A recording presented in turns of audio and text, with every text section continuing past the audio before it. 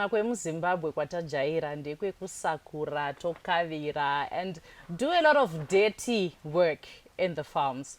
With global warming in the world and even affecting here in Zimbabwe, we have discovered right here in Harare a woman who's into business of a unique nature. My name is Gertrude Munamo and welcome to Women Running Businesses Today. Today I have a very special guest and I'll allow her to introduce herself. My name is Venencia Mkarati. So Venencia, can you tell me a bit about yourself and this unique type of farming that you're into? Thank you, Gertrude. I'm 50 years old. I am a mother of two daughters, 25 and 18. Right. I started farming way long back when I was still in the rural areas. So farming has been my passion and I've always enjoyed farming. And because I didn't have land, I opted for hydroponics. So tell me what hydroponics really is, because it's not something that we're used to here in Zimbabwe. Okay, Gertrude.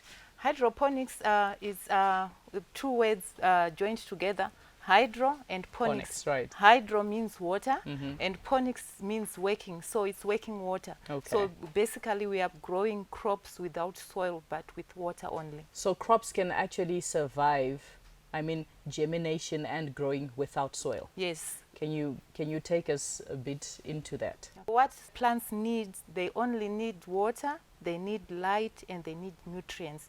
They don't need soil. So when we are growing the crops using hydroponics, we need a growing medium. Usually I use a growing medium, cocoa pit.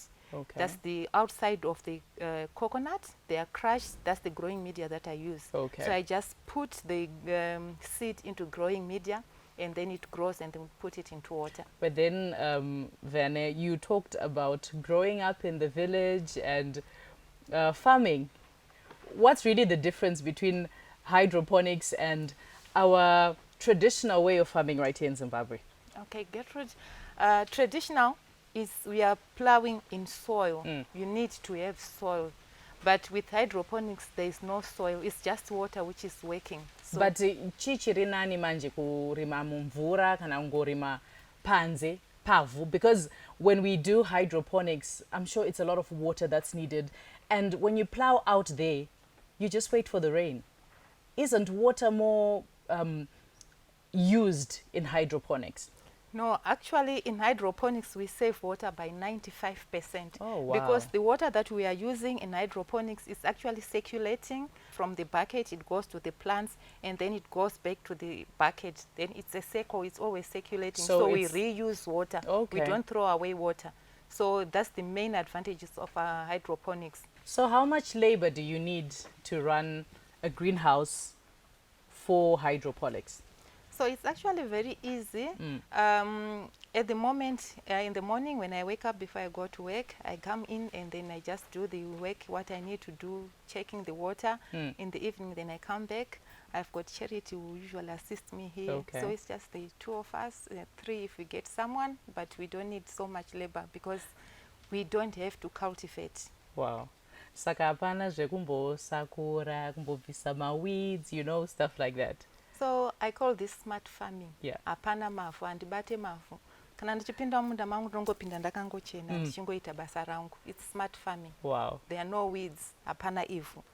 So what kind of plants or crops do you farm here? Are you able to farm anything near hydroponics? So hydroponics has got different systems. With this system, it's a nutrient film technique where the water is running into the gullies. Right. So I can grow all the leaf crops like spinach, lettuce, the herbs, basil, parsley, anything I can grow.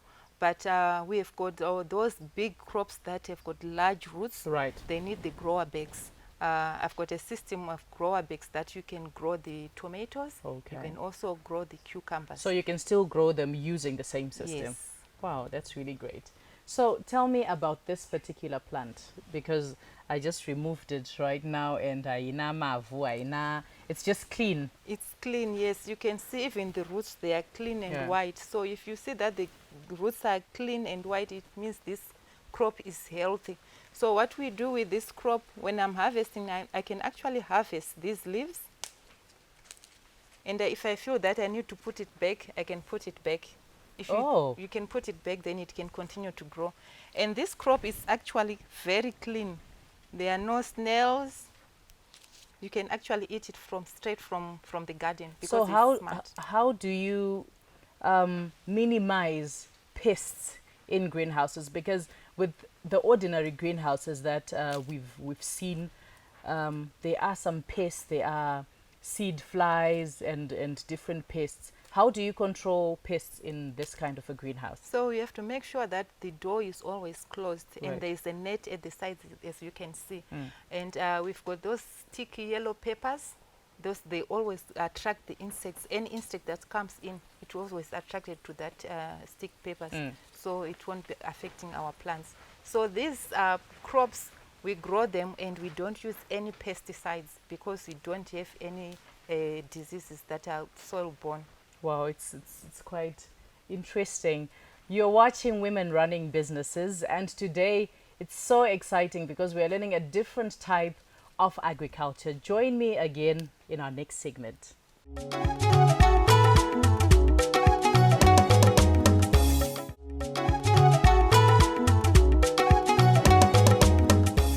Welcome back to this exciting program, Women Running Businesses. We were talking about tasting this wonderful crop, and you were talking about how we harvest this crop, and I'm very tempted to have a taste. It's actually very clean. You can actually eat it straight from this.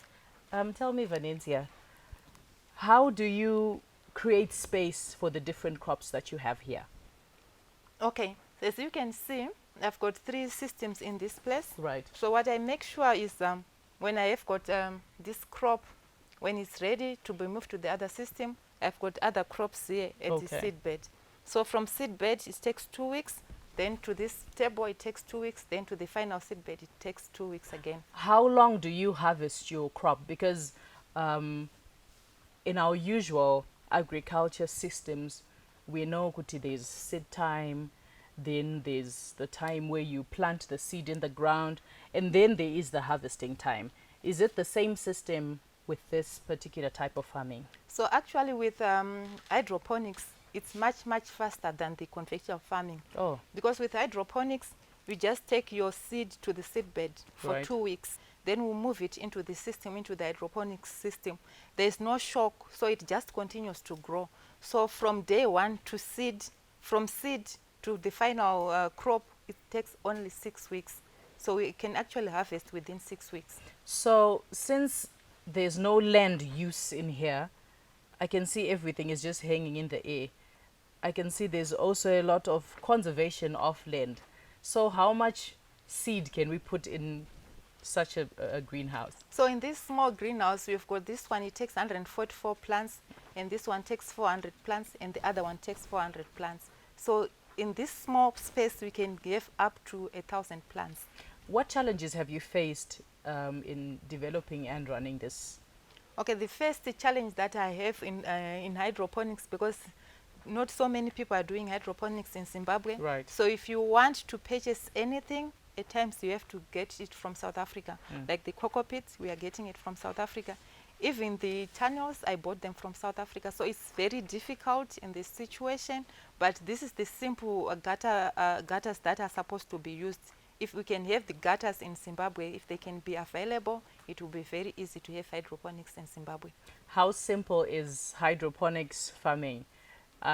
You spoke earlier on our first segment that you have 2 daughters.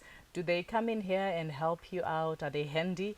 Or it's a bit complex for the normal person to understand and do? When I started, it was, oh, mommy, once again, you have started. But now, they now enjoy it. They usually come in here, and then they give me the times to grow the crops. Can you grow this? We need this, we need this. They always assist. So it's just developing passion. If you've got passion in it, then you can do hydroponics. So what drove you to then decide to do hydroponics? I enjoy farming. So at this area, I don't have much space. So I was thinking I would do something on top of the garage. Then when I was looking, I Googled, then I saw someone who's doing hydroponics. So I can say the main reason why I started hydroponics is because I didn't have anywhere to farm. So I decided that if I do hydroponics, I don't need much land, I don't need much space, and then it's now something that I'm enjoying every day. So in our society and in the government, there's a lot of talk of women empowerment. How have you as a woman given back to the society and particularly to women in Zimbabwe? Okay, you know what, Gertrude? I've got 2 daughters, and the first investment that I've done is to Right. empower my daughters. Wow. All my daughters, they now know how to do hydroponics. They are also reading, and they can do anything which they want through hydroponics. And the other thing that I'm doing is I'm training women to do hydroponics. Wow. So I'll be happy to see the women in Zimbabwe doing hydroponics, smart way of farming. So what equipment do you need to run a hydroponics greenhouse? Because in the ordinary farming tinenge tichida zuva racho, tozoda mvura inonaya, toda mapadza.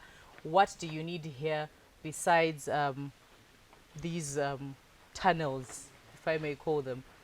So hydroponics mainly is the tunnels that you are talking about. Chatinoda mainly is our climate. Tinototenda kuti tine climate yakanaka. Tine time yakareba yezuva, which means macrops edu anoramba achikura nguva iyoyo. So what we basically need is the water. So water, as I said before, we save water by 95%. Wow. At my place here, I don't have water, so I buy water. So if I didn't have, if it wasn't saving water, I wasn't going to do the hydroponics. So if you don't buy water, are you able to use maybe rainwater? Yes, definitely. I can use rainwater. What I only need to do with the water is to make sure that the pH scale, the pH that I need is the correct one. So I have to adjust the pH to agree with the crop that I'm planting. How do you adjust the pH, as you call it? So I've got the meter that I can test, and then I've got a pH down and a pH up liquids that I can use. This is the pH meter that I use. So this tests pH from 0 to 14, and this is the hydrometer. This measures the humidity. So these are the instruments that I use in this hydroponics greenhouse. So do you put them inside the water, or there's a certain way that you So this do one, it? we actually put it inside the water. We dip it into the water, then it brings the gives you- measurements. okay. Yeah. And this one? This one, you just switch it on, then you leave it, then it just measures the humidity. I can see there are a lot of cables in here. Do you also need electricity or solar power, maybe? Yes, I definitely use electricity because the pumps have to run 24/7. Right. So I'm using electricity in all these pumps, but the other system that is back there, I'm using solar. My aim is basically to use solar at the end of the day. Right. So I want to move to solar throughout. What challenges have you faced in the market with your products? Okay, my product, people in the market, they really love it. But because I'm still very small, I need to approach the markets one at a time because I can't manage to supply throughout the market. But because I'm still very small, I've got a small area. The moment I find somewhere where I can do it at a large scale, then I'll be happy to do marketing to more other people, the hotels, the tourism industry. So how many seeds do you plant in the different, I think you mentioned before that you have got trays that you put seeds in. How many do you put at a time, and how many do you then plant at a time? So as you can see, this tray is one tray has got 126 cubicles, so I can put 126 at a time. Right. But when I'm growing, usually I put the seeds during the weekend, so I do at least 500 seeds every week. So I stagger this week 500, next week 500. It's a very conservative way of farming. It saves you time because harvesting is frequent. It's throughout the year, basically. Join us again after the break as we hear more from this lovely lady.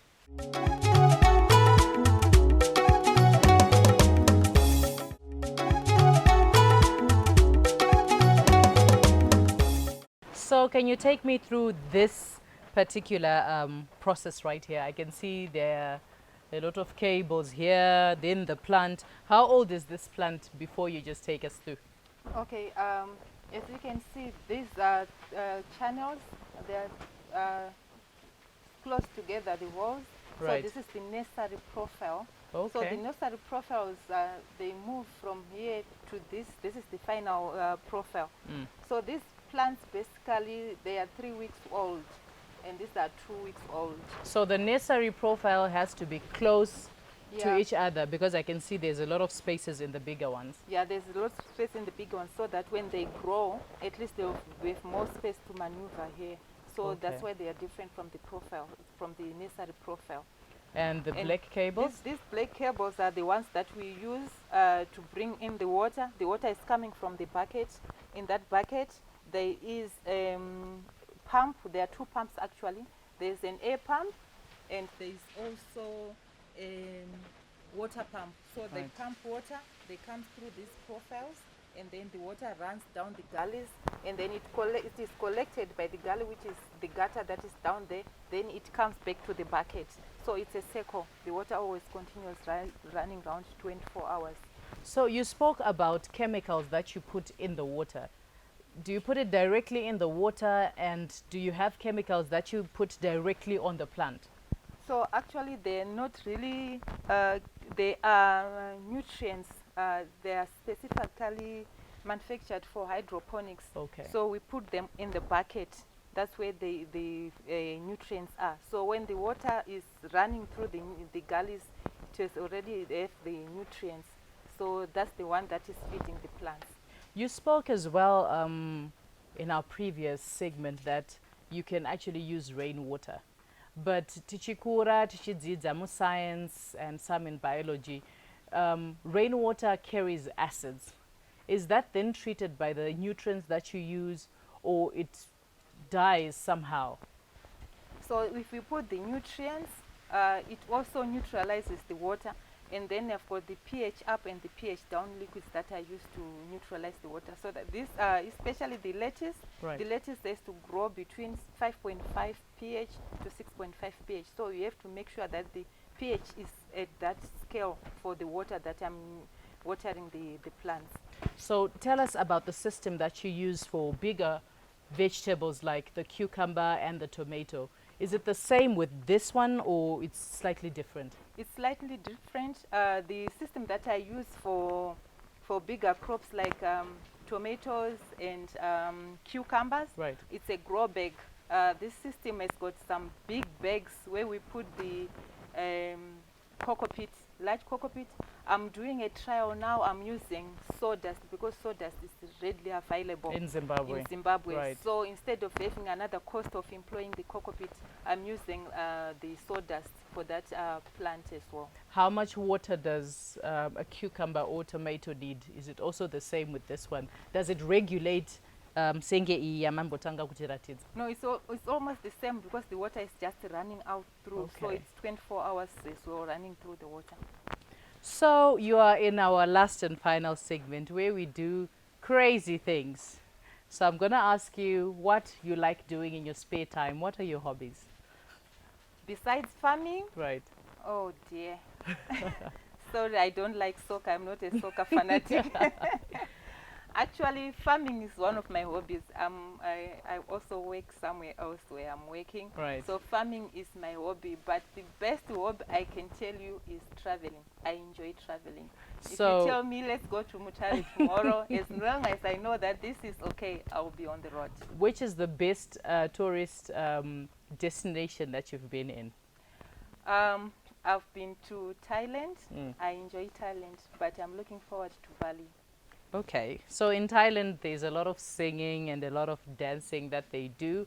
And they've got a lot of chants and ways of clapping because Thailand is a very beautiful tourist destination and a very cultural one. So I'm going to ask you to do a simple chant that you saw probably in Thailand, just in 5 seconds. No, I haven't seen dancing, but I know when you're in Thailand, they always say, they always give you respect. Wow. I love that. She's a farmer, she's a mother, and she loves and enjoys traveling. So tell me, what would you say to the ordinary woman who has got a desire and a passion to have and to run a business, even into farming like you? I always say you don't have to wait for the men in the house. Right. Women, we can do it. The sky is the limit. Mm. I'm here. I want to help as many women who wants to try this hydroponics farming, because if you educate a woman, you have educated the nation. Right. So I'm looking forward. Women, please come. Let's do business. You heard it yourselves. If you educate a woman, you have educated a nation. Come with us as we show you around this greenhouse before we wrap up our segment.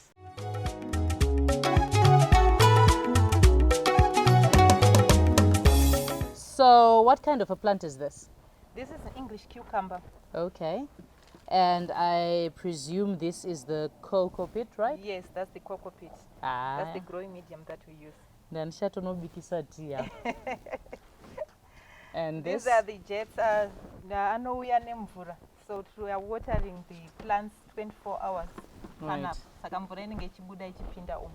kwa izvi zvinenge mastofish. It's just a container yekuti igarire mvura yopinda neumu. Okay. Yobuda yonoenda ukuyo, then it comes back. Oh, so all the water that flows is going to be recycled again. Exactly. So Okay. that pump is putting it in the bucket, then yozodzoka ichitenderera. Saka inoramba ichingotenderera. So this substance in this one is a bit different from this one. Yes. So this one is the sawdust from around Zimbabwe. Okay. So I'm doing an experiment to see if you can use this sawdust, because we are not importing this as compared with the cocoa pit. So how reliable is this one as opposed to that one, besides its local availability? I'm still experimenting, but as you see, there's no difference between the two crops, because we grew them on the same day. So is this also cucumber? It's cucumber, yes. Okay. This was an exciting episode of Women Running Businesses. Who would miss women running businesses for anything? We learn a lot and we discover new, different ways of running businesses right here in Zimbabwe. Join us again next week, right here on Women Running Businesses. I'm Gertrude Munamo.